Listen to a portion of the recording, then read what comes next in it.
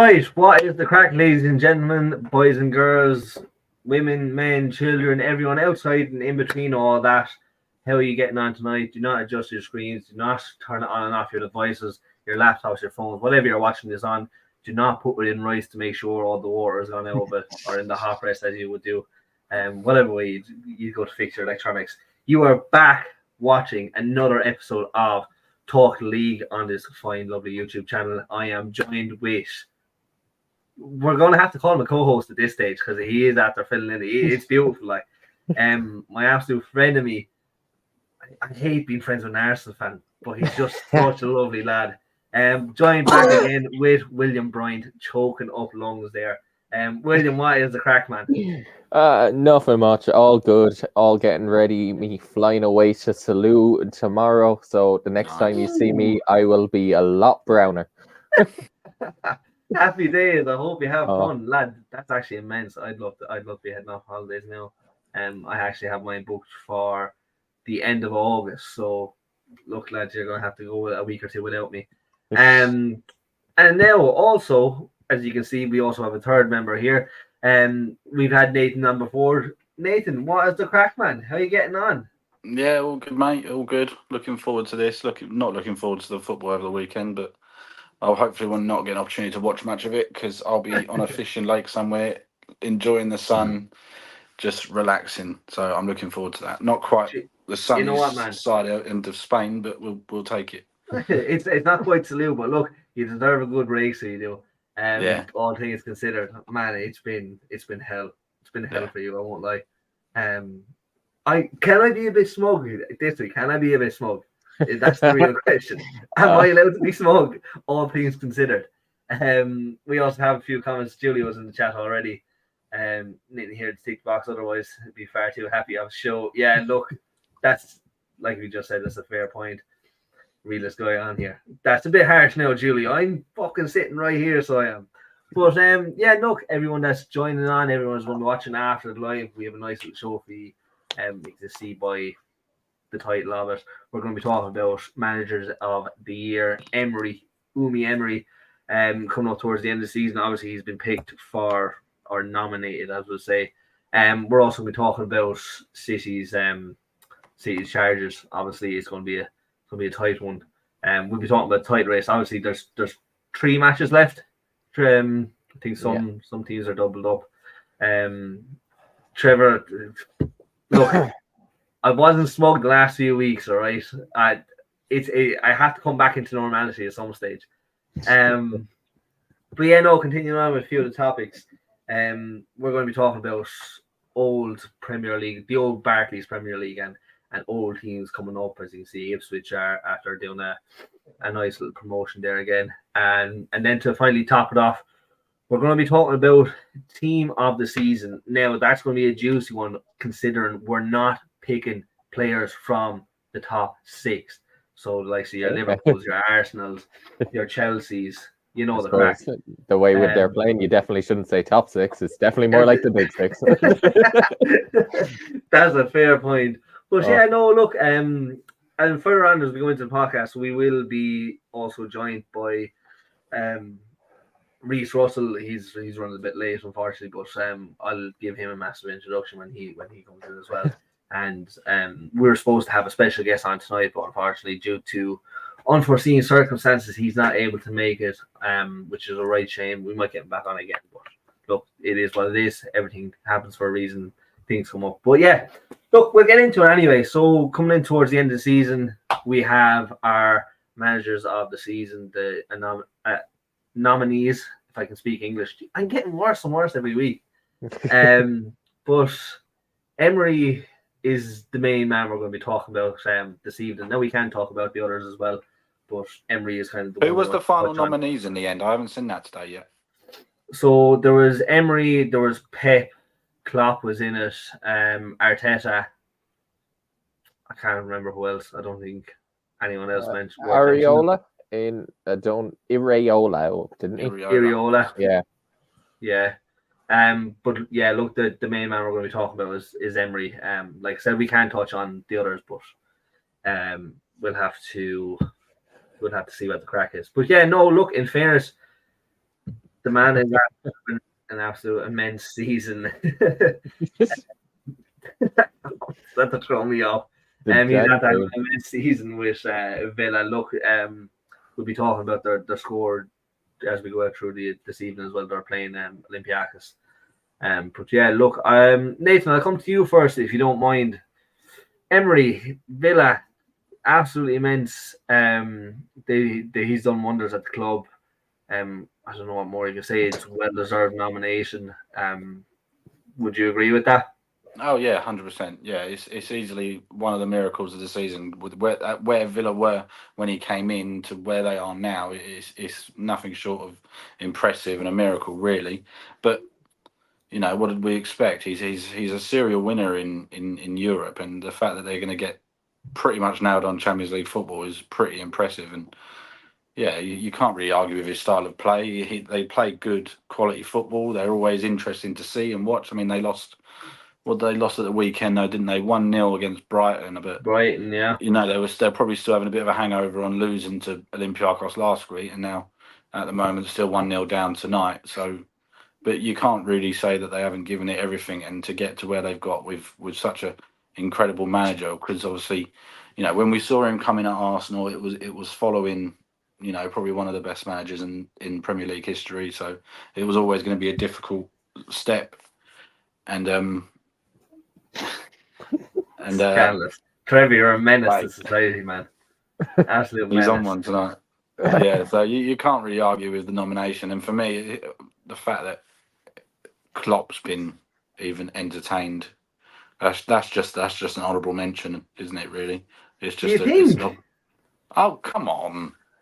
Look, the only reason that is there is because he's leaving. That is the only reason he's been put in there, because he put up a fight for the Premier League, like a fight. Like, he's behind Arsenal, and I'll give it to Arsenal because I actually said on a review of a pre-season game a preview of the pre-season game against Arsenal, I said that there's no way United will finish below Arsenal, and you know that is out there. That is out there in the world. That is on a stream somewhere. You can go back and find it. I said that live.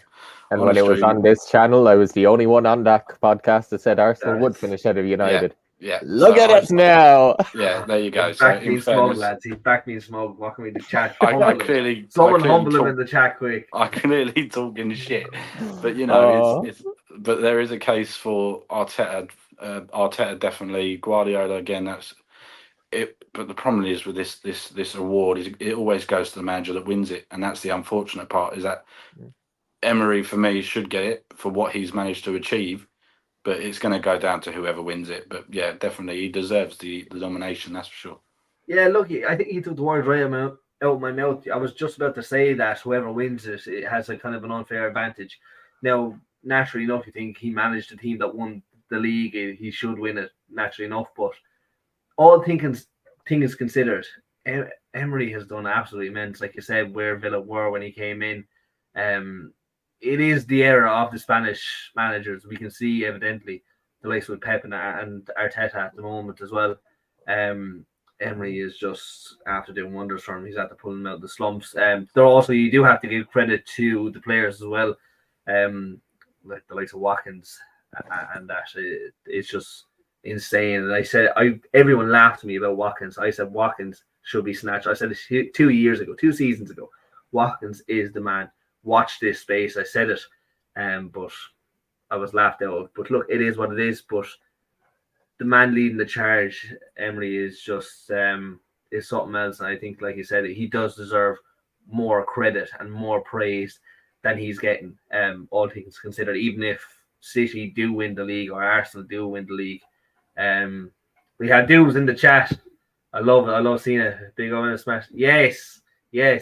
But before we move on to William there. Yeah, in fairness, if Arsenal do win the league, then Arteta obviously absolutely deserves it because he's the one that's taken down City, and that's an impressive feat as it is. Exactly. But it's crazy. To bring Villa out of the slumps, like you say, and get them to where they've got to is for me. Crazy. Look, William, before I move on to you, I'm going to bring in an absolute menace to society. He's been waiting here backstage, and I can see the smug look. Before I even pulled him into the chat. We're gonna join us live. Is none other. We have Mr. Reese Russell. Look at that. Hey. Look at him. He's just ready for action already. Reese, what is the crack, man? Great gents. to have you back on. It's been a while. What's up, gents? Hey, look, Back in you're for a on the walk, flag show now. You're on the main show now, man. How does it feel like? I'm flying Bit the more. flag, mate. This is the flag show. I'm You good. know I'm this just- is the flag show. Definitely. But, I just walked my whole village area, so I've just got back in for that. So my physio recommended it. So Hey, look, you always go off what the doctor prescribes, an apple a day was what they say, Who am I to disagree? But, yeah, no, William, we'll go to you. Look, I know you being an Arsenal fan, obviously Arteta is number one in your heart. It's not looking like they'll win the Premier League, being honest with you. Pep, if they do win it, he'll have the unfair advantage, but you have to give your praise to Emery. Do you or do you not? I gave him more praise last season, which may sound mad. And I know he had to juggle Europe as well as then getting into Europe again. But at the same time, his competition for top four wasn't exactly massive this year. To be fair, yes, you have to be good enough to do it. But I mean, look how bad United are. Look how poor Chelsea have been. It's just not been. There hasn't been a lot of competition for him. Now, he still has to go out and do the job, juggle two competitions, which he does 100% deserve credit for. But he's still done well enough. He'd still deserve it as long as Arsenal don't win the Premier League. Like, Pep winning the Premier League doesn't make him deserve to get the Manager of the Year this year because they've looked worse than last year as well. They're just not as good, City, in my opinion, even if they get more points this year. Yeah, look, it's a fair shout. I completely understand where you're coming from, but like, if not Pep, you're saying Emery. If not, if Arsenal don't win the league, then Emery should get it. If Arsenal win the league, then Arteta kind of has to get it for being able to what he's finished the season in terms of winning it. But I just think he's done well enough, Emery. But I still think last season, taking them from 18th all the way into getting the Conference League positions was more impressive than going from the Conference League and getting into the Champions League, only really just about beating falling off Spurs at the end of the season. Look, I don't know. I'd have to be on the edge about it now. I know it's a bit harsh, but I will never give Emery his full praise because I've seen because there's bad blood. I was hurt. I remember it. Emery's Arsenal was worse than this current era of Ten Hag at United. It was the exact same conceding shot after shot after shot. I remember when we conceded 20-odd shots to Watford, who got relegated last. So I know that situation, and it's just... It wasn't the right place. You know what? So. You're carrying hurt. You're carrying hurt in your heart, and I understand that. I can see the fire in your eyes. It's okay. It's okay, William. Look, you're in better place now. That's all you can say. But look, I'm gonna move on to the absolute menace that is Reese. Reese, you're gonna have to give Emery their praise. Like in all fairness, he's actually doing wonders for Villa. Where's your stance on who wins it? Who's manager of the year for you? Is it Emery? Is it Pep? Or is it Arteta? Unai Emery is my manager of the season. Yeah, by a landslide. Fuck Arteta and fuck Pep Guardiola. I'm sorry, but their style bores the piss out of me. At least Unai Emery doesn't play the same brand of football. At least it's a variety, and you get actually see there's people that were writing off some of the talent that he brought in. People were saying, because they signed Diaby. He's come from the Bundesliga. It's not going to work. It's too fast. It's not going to work in the Premier League. Bitch, please. Just watch football. A good coach can make any player work in the Prem. He done, and I say this as well, but people were saying that Eddie Howe done wonders with Newcastle. Unai Emery done better with Aston Villa than Eddie Howe's ever achieved with Newcastle, and that's a fact. With no money. In that period of time, I will stand by that. Before he started spending, Unai Emery's done better with Villa than Eddie Howe's done with Newcastle. And the barcodes can come at me, I don't care. I'll scan them off one by one. And Reese, please tell me you have a microphone to just drop that absolute bomb. He's only back 2 minutes Literally. and he's already after shutting everyone But also, up. He's after making statements. He's in everyone's face and he's just let off an absolute bombshell. I love it from you, Reece. I just like what Unai Emery has done with Villa, and I think, and a lot of people are saying like, would Aston Villa be in the top 4 if it hadn't been for a full strength Chelsea or a full strength Man United that were functioning? I've actually argued against people saying that Villa actually would be in the top 4, and the reason why I think they'd be in the top 4 is because, and this is not saying like our clubs aren't good enough. At the moment, our clubs are shit. But when you actually look at the circumstance, like Villa look like a well-functioning machine. And the fact that I'm pretty sure they've got the best home record in the Premier League. 12 wins, 3 draws, 3 defeats. Like, they're a very good side. Look, you just picked up there on a full side Chelsea and a full side United team. Now that that kind of depends on what you class as a full strength United and a full strength Chelsea.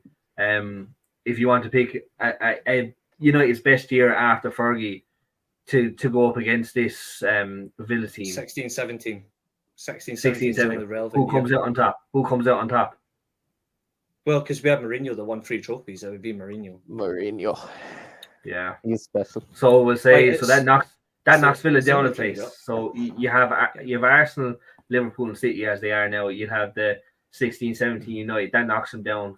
Say Chelsea, well, we're obviously going to pick Chelsea under Tuchel there, and that knocks them down another table, another position on the table. I think it does come down to I think it does come down to how the team is formed, and I think the one thing I can see about Villa is it's not just about the players that he's signed as well, but it's the system. And I think traditionally he's played a flat 4-4-2. Obviously, when he was managing that lot, and I felt sorry for him. Like, he had to manage a back 3 with fucking Mustafi and Socrates. I mean, I'd lose the will to live managing those 2. But like, the fact is, like, Emery did buy Socrates though. I know that was his choice. It's mental that he still bought him. I slate him for that decision. I think that was a howler. But when you look at what he's done with Villa though, like, he walked into that club, he's got them playing like a system that's still 4-4-2, but he plays the 2 holding, the 2 10s, and the 2 strikers. He's got the best out of Diaby in that position. He's made Ollie Watkins a serious striker that people genuinely want. He's made Martinez an even bigger shithouse than he was before, which I think is fantastic for the league. He's made Douglas Luiz a relevant midfielder. He's turned Tyrone Mings, who's an absolute bomb scare, who'd be better suited in the UFC. He's made him a competent defender. Like, and people think he's not a good manager. He's not even a good coach. And I'm like, how can you not think he's not a good coach when he's obviously he's not going to win the league with Villa. Like, that's delusional. But he could generally take Villa to consistent European trophies, like the Europa League, the Conference League, whatever. He could do that. But he can also give them really good, consistent runs in the league. But people wouldn't think he's a good manager. And I've seen people try to say he's not a good manager. I'm like, well, what planet are you from? Yeah, no, that's a crazy take. He is an immense manager. Like, in all fairness, like I said, it is the era of the Spanish managers. The Spaniards have taken over. One of the main reasons, for the Prem, for one of the main reasons I wanted Enrique at Chelsea when there was a toss up between him and Potter. Circumstance, I thought Enrique would have spiced up our team, would have went in a completely different direction. And we would have been 10 times. We would have been 10 times better off. We'd be definitely up there in that top 4 without a shadow of a doubt. But look, for me personally, right, with Emery, it is kind of you do have to take into consideration. Is it one of them seasons? It's just not a kind of once in a lifetime thing. That's a bit much to say, but kind of an outlier season. An outlier season. Do you think this Villa team and this manager combined? Do you think it's an outlier season? And can they reproduce it? Is probably the main thing. Everyone would be asking yourself. That's a wait to see kind of a thing. Look, for me personally, I think the manager who wins the Premier League just has too much power. In all fairness, I know that mightn't come down to manager alone. Obviously, the players have to be taken into consideration. But it's just too much power. What's that? I made a point to, because obviously I do another podcast with Julio, and I made a point to Julio not that long ago, and it was not out of pure arrogance. It's just what I think, but I'm actually it's quite mad. Fucking Roma are beating Leverkusen 2-0, and they're drawing on aggregate. 2-2 on aggregate.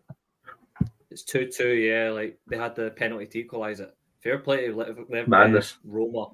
I still think Leverkusen will still equal. Leverkusen will still draw the game. They won't lose. Leverkusen just do not lose, which is brilliant. But that's another once in a lifetime opportunity. Like that won't happen next year. I can't see that happening next year.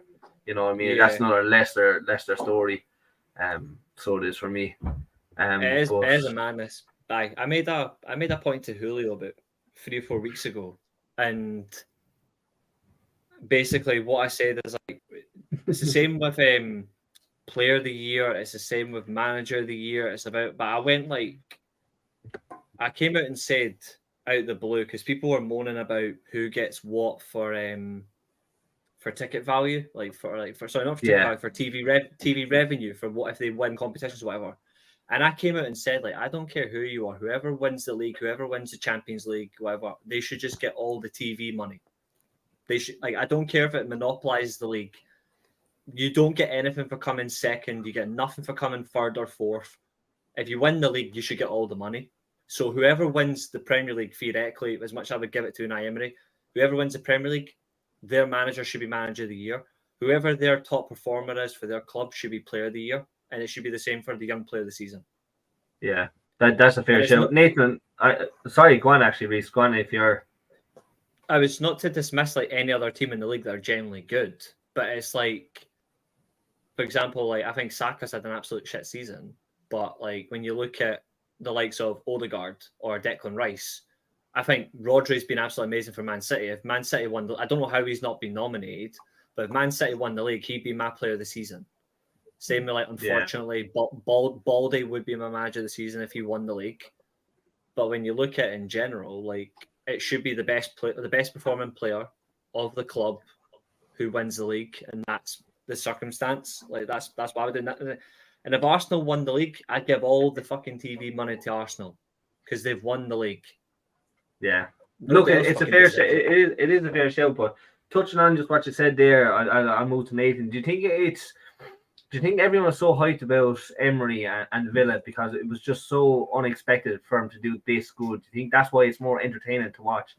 Because it's kind of obvious when City, big club, big manager, big players, they're going to win anyway. It is what it is. That's why it's so boring. But with Emery and Villa, it's like, oh my God, I haven't expected this. This is exciting. This is new. Is that why the whole hype is around, do you think? Or do you think it actually does boil down to his managerial ability and the squad that he has? I think it's a mixture of three things. The two you've just mentioned, and also the fact they've been able to do it this season with European football. So you had De Zerbi last year, who everyone was saying that, oh, he's done an amazing job with Brighton, getting them to where they've got them, and then they've pretty much fallen off a cliff this year because of their fixture schedule. They couldn't hack it, and they went out pretty early. So then, so the fact that you've got Emery playing great football, his managerial style is great. They're exciting to watch because they've managed to get into the top four, and they had to do it while playing in the semi-finals, all the way up to the semi-finals of the Europa Conference League. So the fact they've had, and let's not be, I mean, being fair, I mean, the sort of places they've had to go and the miles they've had to cover and still managed to perform, it's impressive. So I think that's why people get excited about it, is because they've been able to do it from the last season where they rose up to the Conference League, and then to do it this season to get into the Champions League places, but while also playing European football, is what makes it more impressive and more exciting. Yeah, look, I agree, 100% nail on the head there. Yeah.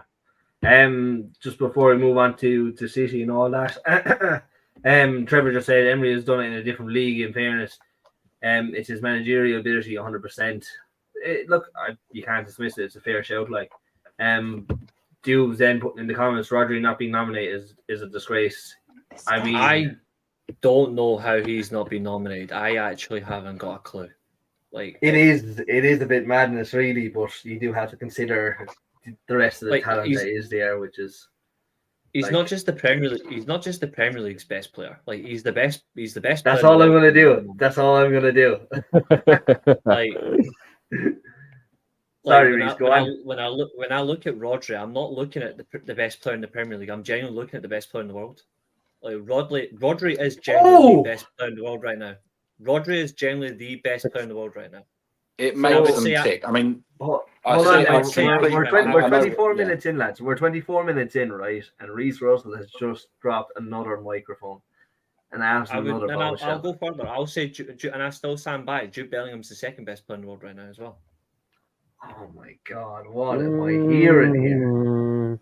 Yeah, I'd argue I Vinicius live is better than Jude, but no, I think Vinicius Junior is really it's exciting. close. I really It's close. enjoy. But anyway, I really enjoy watching Vinicius Junior. He's a fantastic player, but I think Jude Bellingham right now is ahead of him. Yeah, but going back to Rodri, I think the fact that did De Bruyne got a nomination, didn't he? He was nominated. Yeah. Yeah, so the fact that he's got a That one nomination doesn't make over Rodri when he was out for what? He was out for a month or two when he was out for at least 2 months, I'd say. Yeah. Yeah. So and But Rodri's been. but in fairness to De Bruyne, when he came back, look what he's after doing, like for being out for so long, and then to just do that, even the first game back, look what he was after doing. Yeah. I think he got a goal assist. but you look when Rodri was out of the Man City team, that's when they dropped their points. Yeah. You can see the difference. Like Man City can afford to lose Kevin De Bruyne for a whole season. They still win trophies. They lose De Bruyne, they win nothing. Sorry, they win nothing if they have Rodri at the side. Like Rodri makes that team tick. Like he is the modern equivalent now of what Busquets was 10 years ago. If not, potentially could end up being better. And Busquets is one of the best midfielders I've ever seen.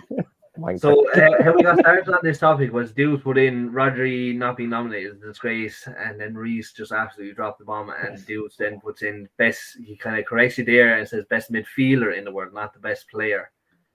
I think that's fair to say. Like I think that's fair. However, I disagree.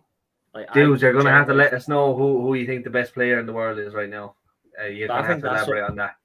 I think that's what makes it right now a good conversation about who actually is the best player in the world, because like 5 years ago, like it would just be everyone spunking over Lionel Messi or Cristiano Ronaldo, which is standard. Or nowadays it's it's Kylian Mbappe. No, he was it ain't. shocking the other night. I'm sorry, but no, like he's inconsistent when it matters most. Yeah, and I think he's an exciting player, Kylian Mbappe. Like, he is exciting, but there's times where you really need him and he does not show up, and I'm like.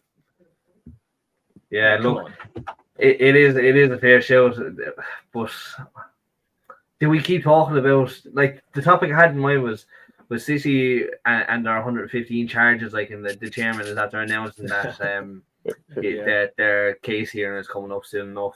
And do you think Pep stays if they get found guilty? Like, I reckon, me personally, like I've said it before, I reckon half of them charges will just completely disappear. They have so much money and so many good lawyers, they'll just bury whoever in paperwork. And I reckon 60 to 70 of them charges will just completely disappear. And then the rest will just all be kind of petty kind of. Pep's literally been guilty of doping for years. Even as a player, he was guilty when he went to Italy. He was guilty when he went to Qatar and all that shit. Like allegedly. We have for everyone watching. This is all allegedly, okay? We're not going to do this, right? We're not liable. We're not liable. Rumor has it. care. This is what allegedly has been said. And allegedly, send all your lawyers' documents to Reece. He's that one there. Send it all to him. Yeah, look. Reece's email is going to be left in the chat. Reece will take on their lawyers. It's fine. Fuck Pep, I don't care. But like, in terms of like, if they get found guilty or whatever he says, there's no way he'd stay. He'd be out quicker. Like then, he'd be like, "See you later." I think he'd stay a season if they got relegated. I think he'd stay a season to show face and just make himself seem bigger than what he is, and then leave once they're back in the Prem. Yeah, look, there's been some good comments coming in there. One thing I'm getting hit with a case. It's later because of Reece. Julie never stopping us getting cancelled. I never thought I'd see the day. Here's another bold statement. Bellingham, Kane, Vinny Jr. all been better than Rodri. Ooh. One, no. We might as well talk. One, no. Really? Yeah, first one, third one, middle one, no. Yeah, no, I was actually I put in this comment into the group chat. I don't know if any saw it, but with Bayern after being knocked out, it's mad to think, right, how many players have had better careers than Harry Kane. Harry. It's crazy, like a one that really sticks out to me is Jamie Vardy. So it is. It's crazy. A Premier League, a Championship, an FA Cup. What else has the man won? Do you know what I mean? It's insane, and Harry Kane can't get a single trophy, no matter where he goes. Now it could be just a case of a free season from Leverkusen, which is madness. Like I can't see that happening next season again. So it could be next season. It could be the case, but what if the rumors are true and he ends up going back to Premier League to break the record, and then Bayern end up winning the league? Then like it'd just be a right shame. So I think he stays. But yeah, look, he is Harry Kane is genuinely cursed, and I'm all here for it. Yeah, look, I'm riding off the back of the spuds. So I am. It's just absolutely funny. Like there was people who were saying, "Oh, he's going to go and absolutely walk the Bundesliga. He's going to win everything this year." Yeah. But I think everyone when he went there, we all assumed that he was going to win a minimum of one. And it's gone completely the wrong way, that we just had no idea that Leverkusen were just going to do what they've done. But it's an absolute freak season. Because he's Golden Boot leader in the Bundesliga, right? Yeah. And he's currently Golden Boot leader in the Champions League, barring Vinny Jr. scoring 4 goals in the final. That's what it comes down to. Which he could, to be fair. Which he could do against Dortmund, in all fairness. So, but he's been a decent player, but to say he's been better than Rodri is a bit of a Julio. Here we have it now. To be fair, I think the best part, 100%, is if anyone will be happy the most about this, surely it has to be William, because I mean, after all, Kane's an Arsenal fan. That was where I was coming next. Yeah, I was coming to William and there, and just the whole Tottenham connection. I just have to laugh. You know what I mean? Like I'll find it funny. I still expect him to go on and do something next season. Even if it doesn't happen next season, then you've just got to just rip the shit out of everyone about him. Yeah. You know what I mean? Like, there's no chance in hell Bayern don't win something next season. But for this year, you've just got to enjoy that Tottenham connection at Bayern Munich doing their way. As far as London clubs come, Spurs were never in the conversation at any point throughout their first ever game up to the present moment in time. They were never in question of a biggest or best or whatever way you want to put it of London clubs. But that Spurs connection is just absolutely immense. But yeah, no, touching on that, I think Leverkusen don't do the same thing again next season, and Bayern end up winning the league. They'll win something, like, do you know what I mean? There's no doubt about it. Here's another one from Julio. Absolutely immense. I don't know why you're laughing. Arsenal bigger bottlers than Spurs. I mean, the Spurs in 2016. That was the biggest. That was probably their biggest bottle, I'd say. I think that season was worse for Spurs than this season is for Arsenal. This season isn't even a bottle job by us.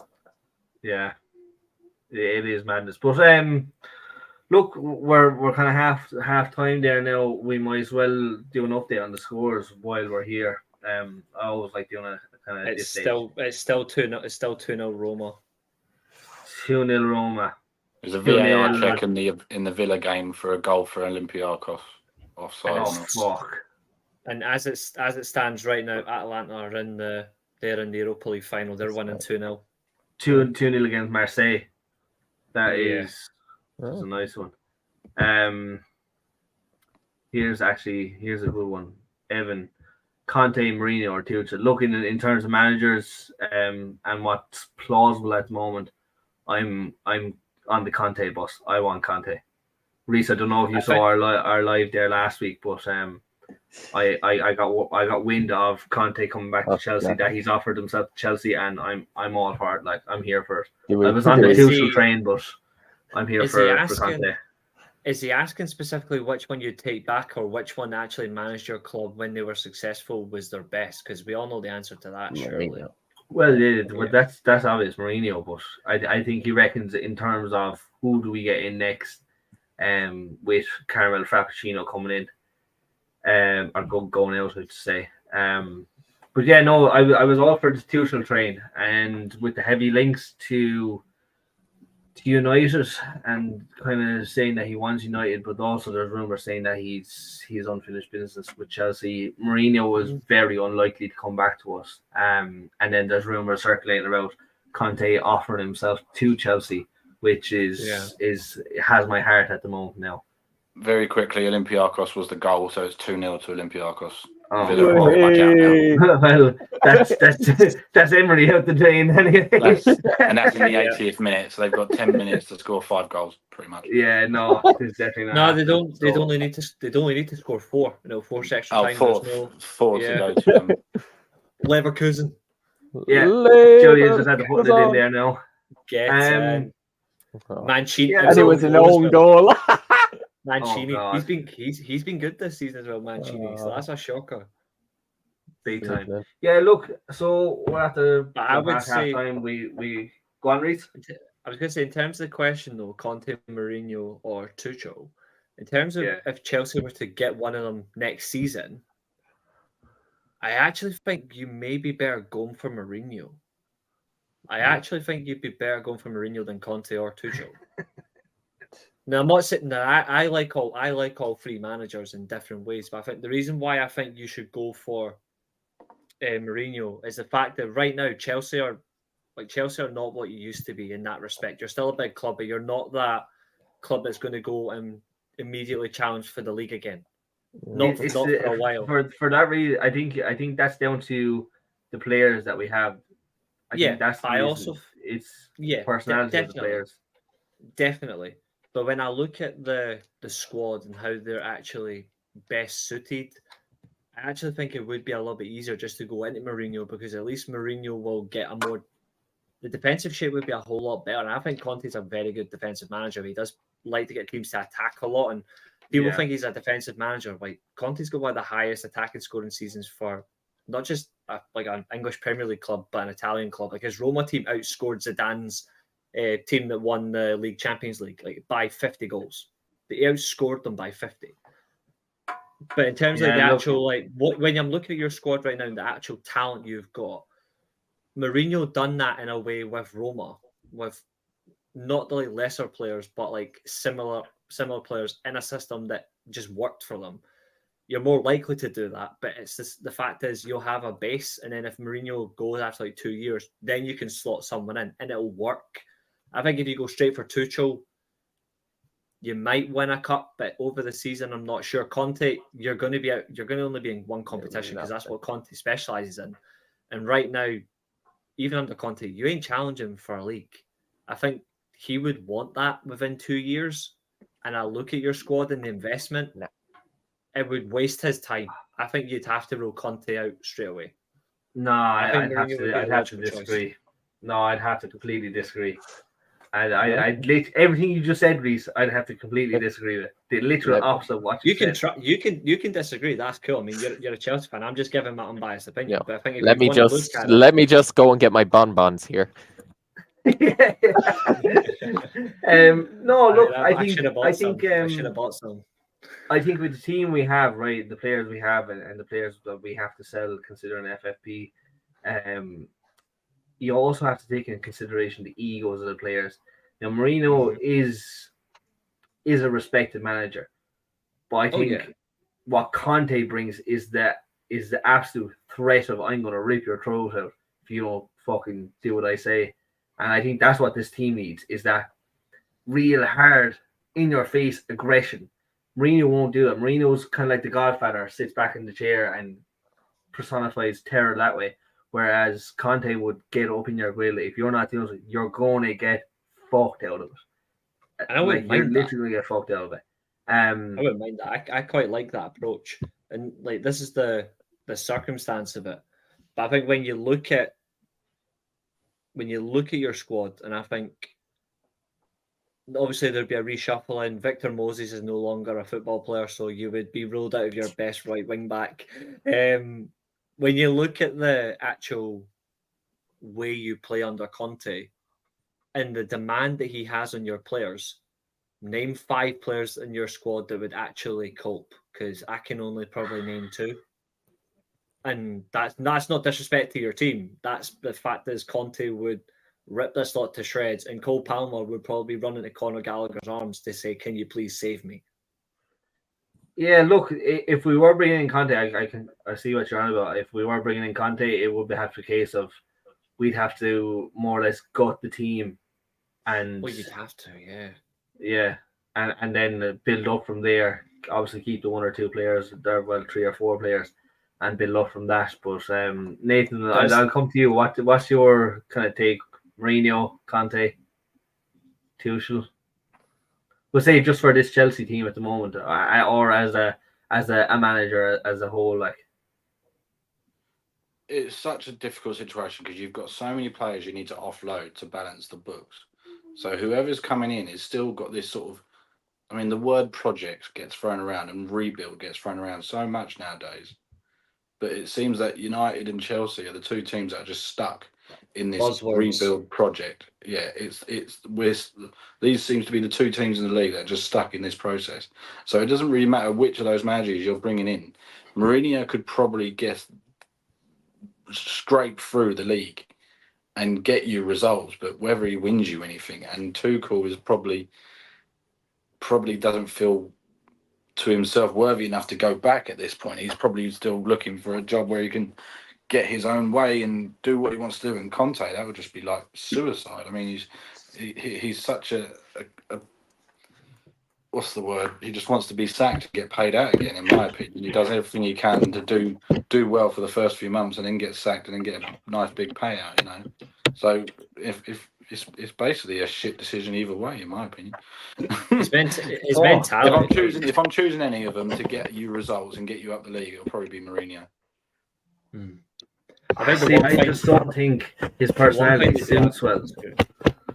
The one thing they do have all in common, though, is like they do have that mentality to win, and this is something I've been seeing a lot on social media lately that I'm laughing about, and this is what makes me laugh about football fans is they wouldn't take like these kind of managers. And I've said for a while that I honestly don't care. I would have a Simeone or an Allegri at Man United. I do not give a fuck. The reason I don't care is because these guys know their worth. They've worked within the constraints of their own league. Simeone especially, he's had to deal with Barcelona and Real Madrid for years, and yet he's taken Atletico Madrid to 2 European Cup finals. Unluckily, lost 1, but like when you look at what they've achieved, they wouldn't take any bullshit, and they know their worth. Like if Simeone got the Man United job and he said, if he said right now, like if I got the Man United job, I want 200 million because I want to completely redo this defense and I want to get my midfield sorted. If they didn't give him that, he'd tell him to go. He would just say, you've had your chance then. I'll go somewhere else that knows my worth. Like a manager that's a manager that's a winner, who knows their worth, who doesn't take any shit, will say, I want X, Y, Z. If I don't get it, then I'll either leave or I'll find a way to get out. And that's why that Football Heritage presser is the greatest of all time. Yeah, that's why Conte having a go at Inter Milan is absolutely fantastic because they didn't give him what he wanted for selling Lukaku. That's a blessing in disguise anyway. Simeone going batshit crazy because he never got anything after Griezmann left, but he ended up getting Griezmann back and he won the league. Allegri left Juventus after winning 5 straight leagues. They left. Juventus crumbled. They brought in Sarri, didn't work. They brought him back, and now look at it. They want him out because he does not care. Like this is the difference. And no, I freaking don't, Julio. Like I like. But people are like, oh, we can't take them because they don't play football. I'm like, well, I don't get the point. Like football isn't always going to be beautiful football. Like you have to play nitty and gritty. You have to play defensive sometimes. Like you've got to play on the counter attack. if Allegri was the Man United manager tomorrow, I'd be like, well, fair enough, we're going to win the FA Cup. Yeah. Like this is Look, this is it is. We could talk all night, but unfortunately, Reese, we do have to move on. Just a comment in the chat there from Trevor. Will is very check quiet his there. pulse. Yeah, Check his we'll pulse. come to William first with the next topic. So, we're going to move on to something that I love talking about, is the old Barclays Premier League. The passion and feeling is not what it used to be from the time of old, and let's say the real between 02 to we'll even say to 2012. It's been immense, and with Ipswich with back-to-back promotions there now, we're looking at these teams the likes of Luton coming back up, and obviously there's one or two more I'd love to see back in the Premier League. How happy are we to see the likes of Luton and Ipswich back coming up to the Premier League in that?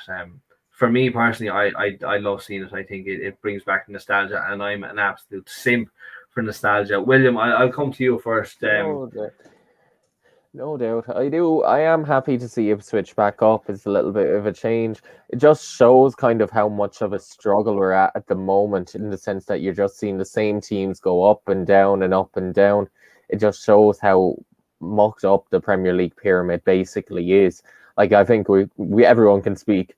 We would be more than happy to never see Sheffield United back in the Premier League for like another minimum 2 decades.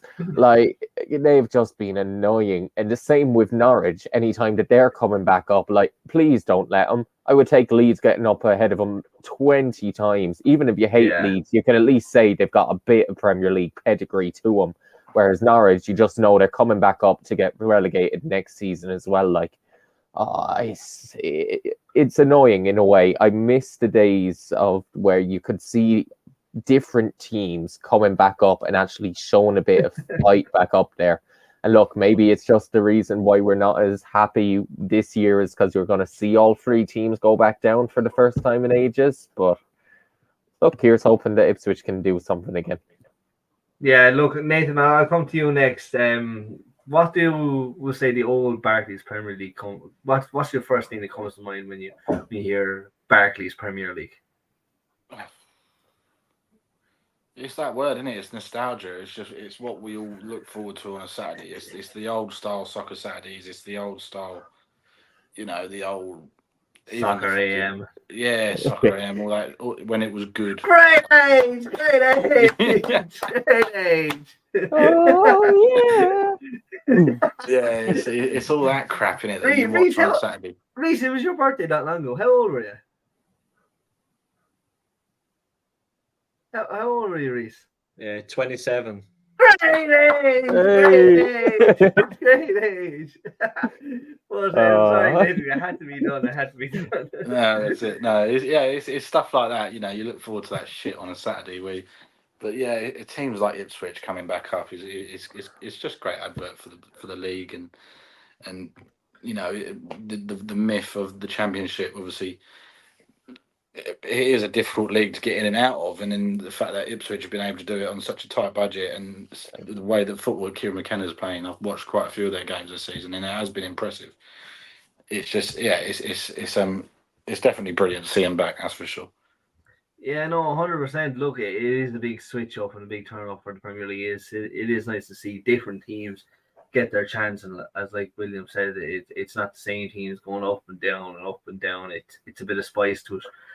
Reese, obviously the same question comes to yourself. Barclays Premier League nostalgia obviously comes back to all into it. But how does it feel to see something new in the likes of Ipswich and their struggle to get back into the Premier League? What does it mean for you? I just got to reiterate what's been said. Really, I think it all really goes back, not just for Ipswich, it goes back to Luton as well. Like, it was good to see like something completely different. Like the league in general really needed, like, because it's just the same old dross coming up. And I've said in our group chat before, and obviously, like, there is obviously a friend of the channel who took offence to what I said, but my exact words were Norwich is an irrelevant football club. But it's an exact truthful phrase. Norwich are absolutely irrelevant. And every time they get promoted, I'm literally counting down the days for their downfall because I know it's coming. and it's because I hate clubs like that. They just come up, they don't give a shit, and they go straight back down. And the circumstance being as well is like, I think Ipswich are going to survive next season? No. But I'm still at least happy to see another team come up that's really going to work. And obviously, absolutely. Can I also just say as well that Leverkusen have just scored again? The 6th minutes, 32 they seconds. never lose. It's crazy. They have 30 seconds left in the game, and they've scored. I was just listening to Reason. I just see Nathan's reaction, mad to just scream. So I fucking stole it from him. I'm going to say this as well. If they do all 3 trophies this whole season, if they do it, they are the greatest team in history. Yeah. Like in terms of an actual. If you go unbeaten in every single competition, it's an actual Invincibles. It's a real life Invincibles, not what. Yeah. Carry on. Only one team has ever genuinely come close, and that was Ajax under Louis van Gaal. Like they were the only team that genuinely come close. Before that, it was the Milan team under Capello, which was a year before. They won the Champions League in the. They won the Champions League in Serie A, but they lost they lost out in the Coppa Italia, even though they were actually invincible for 3 seasons. But that was totally different. Yeah, but look, Williams has been humbled. Look, it's still the greatest achievement from an English Premier League team. So says Alex Ferguson. In the Premier League, in the Premier League. We could do a whole show on how the Invincibles is a myth. So let's not get into that. Do you know what? We're going to put that into the idea section. We'll do that for next week. We can do a whole. Yeah. I'm gonna end the whole Arsenal Invincible debate like right now, and I'm just gonna shut it down for them once and for all because their fans need to be told this. It's a great accomplishment. Your 97-98 team is your best team you've had in the Premier League history, but furthermore, as good as you are and good as you were, Preston North End is the greatest invincible team to play in English football. Simple as. They won the first division and they won the FA Cup. Invincible. There you go. William is just raging, so he is. Whereas you couldn't handle it in the Champions League and you couldn't handle it in the FA Cup against a Man United team that, to be fair, wasn't doing that well. At that point in the season, we just gave up. We went and still won a trophy against Millwall anyway. But William is going to come knocking at your door, so he is. That's all right, William. Sound. I'll still tell. But look, lads, we're into the last 10 minutes of the show. We're going to move on to the last topic now, which is one I'm really interested in. I'm happy for that. But we're all happy for Ipswich. But we'll move back to the Premier League talk. And we're going to go with the final topic in team of the season, but with a twist. You cannot pick players from the big 6. So Chelsea. I thought you were going to say can't pick players for your own club. I was like, thank God. No, there's definitely no United players getting into it anyway. But exactly. Yeah, look, we've had a little talk off the show before the show started. Myself, Nathan, and William there. I thought I picked the fairly obvious team, so I might go first and see where I'm at. Nathan kind of said he'd have a few that might be a bold shout, and William kind of he did throw a team together. Reese, he might throw a team together while we're kind of discussing this. So I'll go first. Look, I think keepers, it was definitely a toss up between 2. For me, it was Areola and Martinez, and just with Emery and Villa, I had to go with Martinez, and there's obviously talks to him with being linked with Chelsea again, so I had to go with Martinez. I thought absolutely immense this season, like I said, with everything that's going on with Villa. I went with four at the back then, so I went right back. I went Trippier, 2 centre backs. I went Dunk and Tarkowski, and then I went with Stupinian. I can't pronounce his name properly. That's stupid, man. The Brighton Stupinian, yeah, for Brighton, yeah, in left back. Look, Tarkowski with Everton. Look, just look at the stats. He's had 8 clean sheets. Only been outbeaten by Saliba and Gabriel with Arsenal, which I think 8 clean sheets in the Premier League is nice, all considering you're playing with Everton. Like, Trippier, obviously Newcastle been doing well. He's definitely been immense for England as well. And he's going to be unreal. Brighton, obviously, been another challenging team for a lot of the clubs going out through the season, and Dunk has been immense. He's after bagging me some lovely points in fantasy football. Thank you very much. But yeah, no, I think they're fairly obvious picks, right, for the keeper and the 4 at the back. And I don't have I don't have a single one of them. Oh, fuck. I've got one of them. Oh no, 2 of them. Sorry, I've got. Really, I thought this was a fairly obvious take, like, but this is what I'm saying. Like, this is what I'm gonna love about this topic. That the boys are looking at me like I have 10 heads, and I thought this was a fairly obvious pick. But yeah, no, I'll keep going anyway. So I went with a 4-2-4, if that's what you want to call it. So the 2 centre mids I have is Douglas Luiz and Paqueta for Paqueta. Yeah. I'm so bad with names, but once again, I thought it was fairly obvious.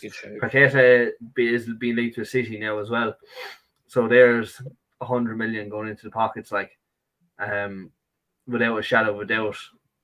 Is he worth it? Probably not. And Douglas Luiz, he's at the bagging me lovely points on Fantasy Premier League as well.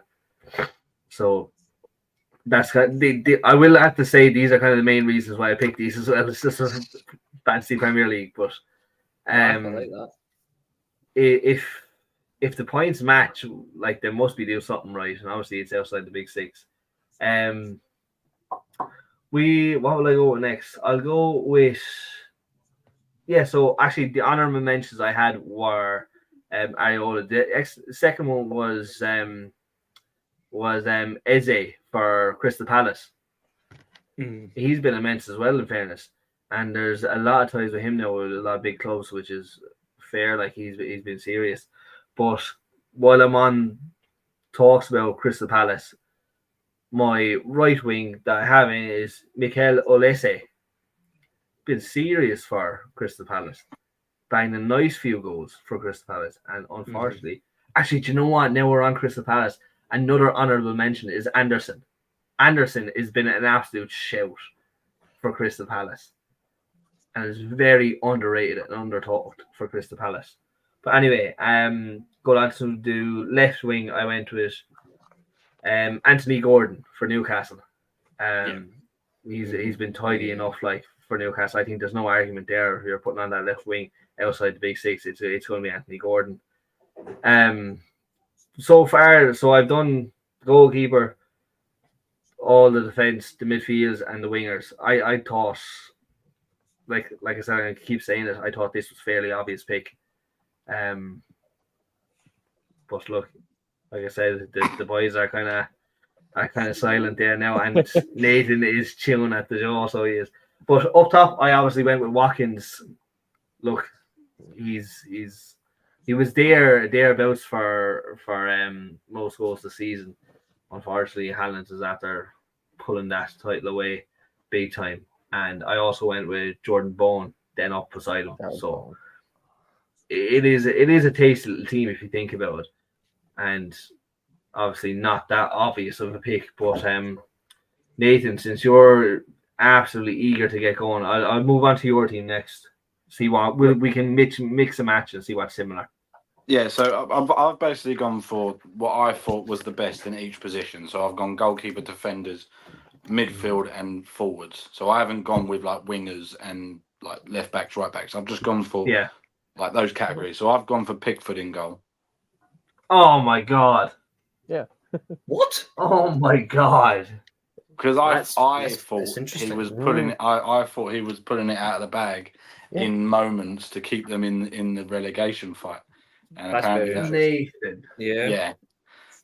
That's a That's- shocker that's- already. So moving It, on. it is far from a shocker because plot twist, he's my goalkeeper this season as well. Lads. Second in the Golden Glove race Yeah. with like the highest save percentage. Everton being in like the top 5 best defenses in the league is what's kept him up.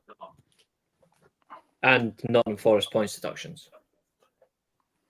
No, because But Everton had a higher I've points got- deduction. I know, I've but it's still also funny. got- It's still funny. I've also got Kieran Trippier and I've also got Estepinian in my back four.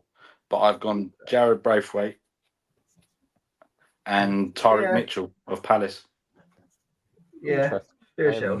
Because I think since that new manager down at Palace, he's been excellent. Glasgow's done really well. Yeah, they're Oliver Glasgow, he's really been good. really They're, good. they're still And that- fighting. Like There's a scary look at that Palace team. Let's put it that way. Yeah. Moving into my midfield, one of them's pretty obvious. I've gone John McGinn because he's been like pretty consistent and solid throughout the entire season. I think Evans looking at me like chatting shit, bruv. Yeah, look, no discredit to McGinn, but there was better players. Like I said, I have I think Douglas. You went for him, yeah. Yeah. I also went Paulinia of Fulham. I would have said 2 seasons ago. yeah, I think he's been Fulham's best player, so that's why I chucked him in there. Pure, why not, sort of thing. Bruno Guimaraes, Newcastle. yeah. I That's put in the fair. middle. I think he's all right. He was up. He was close to mine. I didn't get quite in, but he was good. He was a shout. All right, but like I said, I just thought there was better there. And my front three is Elise, Palace, Isaac, and Watkins. Interesting. Isaac. Oh, that's actually not a bad shout. Even with injuries. Yeah, even with injuries, I think he's been really getting in the right like the right moments. He's scored goals, and especially in there because they've had so many thumpings, like beating teams 4s and 5s this season. He's always on the score sheet, so he's been pretty instrumental in that front. So yeah, Callum Wilson misses out for me just on the basis that, and I just love watching Isak play. He's just such a really attractive footballer to watch. I would have liked to see him without injuries. I would have liked to see a full run this season. So I would have. Yeah, and hopefully he's not one of the players that gets sold to make the FFP happy for Newcastle. Yeah, I've Hopefully got we can my see. team. That's my team done. So obviously my team is a bit out there and a bit right wing apparently because you're now It is. like I've got 10 heads. Yeah, no, Nathan, I completely the first one. I just wasn't expecting it at all. So, and then William piped up then with his saying that he had him as well. But Yeah. yeah, no, it was completely different. Well, not completely different. You did have Watkins. I think Reece might have gone there as well. No, I've got something that's not been named yet. Yeah, no, Reece is going to drop a bombshell, so we'll leave him to last. William, we'll move on to you anyway. So we know your goalkeeper. We know my Pickford. goalkeeper there is Pickford. Right. In my defense, then, I've gone Mitchell from Palace. I think he's had a good season, to be fair. Braithwaite has been Everton's best defender. So I think I've gone to Everton defense and just how they've done really well. And then my other two defenders. Chelsea beats him all right. Nah, not for me. I've gone Senesi from Bournemouth. I think he's had a very good season, and just you look at them in the top half of the table as well. I think he just helps that defense really much. And then in the last defensive position, I've actually gone Anthony Robinson from Fulham. I think he's had a solid enough defensively season where I was like, just go in for someone a little bit different. That he's been all right. I think, being honest, I think Anderson, if anything, if it's not a stupid, I think Anderson gets in there. Yeah. I don't know. I just wanted to go 2 fullbacks really and I've got Mitchell and Robinson there because I knew I had the 2 centre backs in anyway. So I was just like, I'd put the 2 of them in there. Then midfield, I've gone Douglas Luiz. Okay. And then okay, my formation gets very attacking from here. Then. No. Here we go. Here we go. One guy who hasn't been mentioned but has had a really good season that I think nobody expected him to have a good season. Ross Barkley. Oh, I that's a great completely shout. forgot about That's a Barkley. great shout. Like, I think you look at him in the midfield, he has dragged Luton right up there. That I think he has to be in that midfield. That I've I'm know just taking what? got him in Paulinho there. out. Yeah, I'm putting Ross look, Barkley in I instead of have to, Paulinho. I have to change up. My hands up. I completely forgot about Barkley. yeah, He's actually been up there with signing of the season Yeah. for Luton for a free transfer, and Yeah. that's what he goes out and balls out. and that's there. Then after that one, then it was between either Paqueta or Bowen. I keep on tossing and turning because I think Bowen hasn't been praised as much as he should be this season. I think he has had a very good season, but because of how good he was a couple of years ago, it's not as big. Whereas Paqueta is kind of reaching his ceiling now, but I think Bowen's a better player. So I will just about go for Bowen. And then Anthony Gordon has to be in there. Yeah, He just has to agree. be. He's been up there.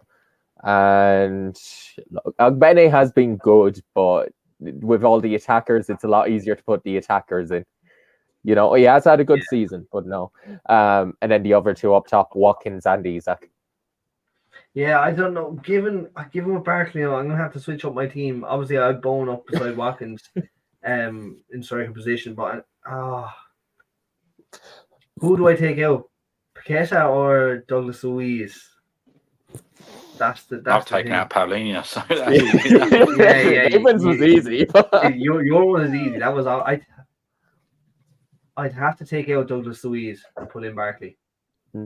Yeah. And it's mad how many Aston Villa players we have to take out, yet they've been one of the best teams in the season.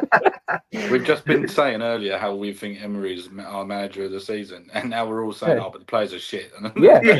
So that shows how good a manager he's been then. That shows how good a manager he is. Yeah. No, winning. That's a fair shout. With a nice little team is after throwing an absolute spanner in the works for all of us with Ross Barkley, which is madness. I can't believe it. How did I miss Ross Barkley? But look, Reese is looking smug, rubbing the hands. Let's move on and we'll see what this absolute lunatic has first. Okay, so I've got Martinez in goal. Back three of my back three is Diego Carlos, Joaquim Anderson, and Jared Branthwaite. Midfield. Hold up. Let's just say that again. You have Carlos, Anderson, Branthwaite as the back three. Okay, Anderson was an honourable mention for myself. Okay, that's fair. Yeah, and I had Branthwaite. Yeah. So I'm playing just the one, because I've done the 3-1-4-2 to wind up Julio. Douglas Luiz in that position. Across the board, Jared Bowen on the right, Bruno Guimaraes, Lucas Paqueta, and Diaby. And then up front, I've got Watkins and Solanke. Solanke gets in. Solanke. He's a fair shout. He's had a really fair shout, to be fair. The numbers have been incredible. How can he wasn't even mentioned by any, which is mental. Yeah. I kind of forgot about him, but that's because I think he's just below Isak. Yeah. See, the thing is, Isak's had a good season. I won't take that away from him. But the fact is Solanke's had to carry Bournemouth as well is mental. Yeah. Especially with the numbers, it's for Newcastle, he's going to get more chances, Isak, compared to Solanke, and I think Solanke's really done well with what he's been given. Considering who he's played for as well, he's really taken off this year. Nobody saw that coming. No, I've been really impressed with him. Yeah, I wanted him to get the Golden Boot. To be honest, I wanted him to get it.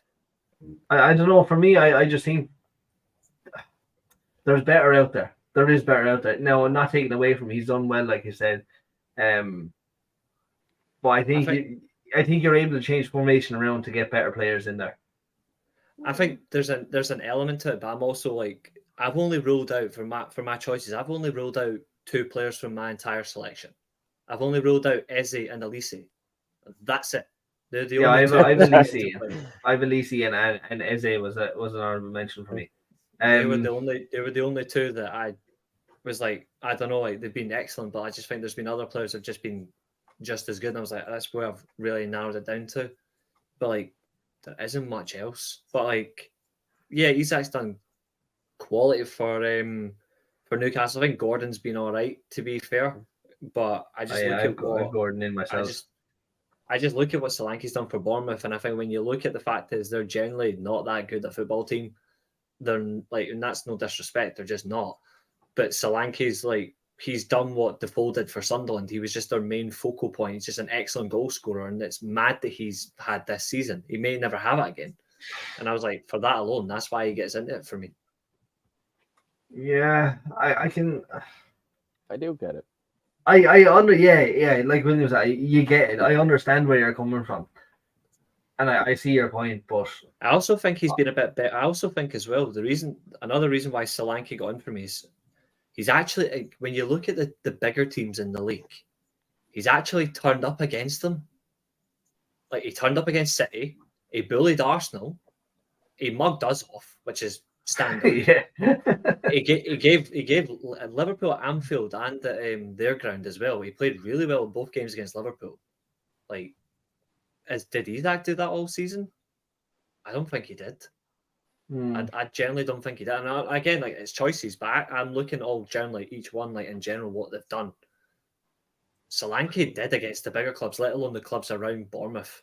Like, here's a question for you, Reese. Here's a question: have you two strikers? Yeah. And who's the second one? Is it Watkins? Yeah, he's just been incredible. If you had to pick between one, then I'd say buy Diaby and I put Watkins out in the midfield just to keep Solanke in. Wow. No, we'll say. Hold on, you're getting it. I know what you're getting at. You've actually He's fucking on a wind up. He's made me look like a right fool there. He's actually made me look like a right fool. The fucker. You're a fucker, Reese. You got me. I am quick on my feet, but I'm quick You're up here. fucking. You've absolutely bamboozled me, and I'm made look like a mug now. But you've had to pick between one of them as a striker, a sole striker. You can't take out anyone else. Solanke or Watkins. On that alone, though, I would take Watkins, and the reason why is like it's Watkins' versatility and his finishing is so much better. Like, I know there's a lot of United fans that have said they'd rather have Ivan Toney. Goodbye. It's Watkins. I think Watkins all day walks it. Superior player. He's a far better player. You can bet on that. Yeah, 100%. We have it in the chat there as well. Watkins all day. Yeah, completely agree. Just in a nutshell, like the fact that I got you bamboozled as well. You got me lovely. You knew where I was coming with it, like, and you just turned it around completely. I knew what was coming, and I had you completely prepped. But no, I think when I look at what I've done, I think in terms of option, like, I think Solanke, I don't think he's ever going to have this again. I think it's similar to what Danny Ings did that big season with Southampton, where he hit 20 goals and he never really got close. And another man who doesn't get enough flowers. I think this is Solanke in a way. I don't think he's going to come close to this number again. He might get 15 next year, but he won't get as high. And I think it's just because the league will catch him out. Because I think he's just really caught the league by surprise this year. Yeah, look, it's a nice look, lads. We're going over the hour mark. I mean, we're going into an hour and 12 there now. We're going to quickly wrap it up. But that was a nice little Nathan ran it. We're gonna have to have him back in. Hey, what the fuck? I don't know who kicked him. I don't know how he got out. But look, we'll wrap up there anyway. Look, William, we'll start with yourself anyway, William. Where can we catch you? And hear all the bombshells. Pretty much. I'll be live on Twitter pretty much this weekend at Willie Chili Bry. You will see me chilling by a beach, by the swimming pool in Salou this weekend. Hopefully in the pub, enjoying a few bevies while hopefully sipping on a few Manchester United fans' tears. It should be beautiful. It's going to be immense. He's going to be like an oak tree. He's going to be that dark coming back from all the tan. And Nathan throwing shade big time, which we're going to move on to next. Nathan, man, where can we catch you and your absolute demise of United? You can catch me down there. I don't tweet very often, but you're more than welcome to send me abuse. I couldn't care less. The man is already enough hole. You can't push me down as a United fan any more than what we've already done to ourselves this season. So he's at rock bottom, lad. He can't get any lower. Look, no, it's as simple as United, man. And another United fan, Reece Russell, the man who was after absolutely dropping bombshell after bombshell and just made me look like an absolute dumbass just coming up. We got so far and he just absolutely bamboozled me. Where can we catch you, Reece? So cheers, Trev. So you can find me on Devil's Rising on Twitter. Unfortunately, I'm still on there. You can find me in the Weekly Steel Chair as well on my YouTube channel. I've tripled my subscribers in the past month. I've went from under 100 to 171. So I've tripled mine in 4 weeks. So I don't know how I've done that. You can find me here mostly and just the pure entertainment, I suppose. But last thing for me, for William, that comment about United fans' tears. To be fair, mate, we only have one big game for the rest of the season, and it's not you. It's Man City in the FA Cup final. You're irrelevant. There's only one game that matters, and that's the FA Cup final. So, like, all I'm going to say is you can try and clap cheeks, but you're not going to win the league. Just saying, I don't think you'll win the league. Bold statement there for Reece. Look, and on that note, you can catch me, the Jersey Man, on TikTok mainly. I also tweet on Twitter. I'm starting to do lives now on TikTok, which is a bit awkward for me, but it's so weird, lads, trying to get into it. It's madness. You can also catch me on OnlyBans debating on soccer content. Whatever you do on that part, I don't want to know. I don't want to know. Oh, Jesus. But look,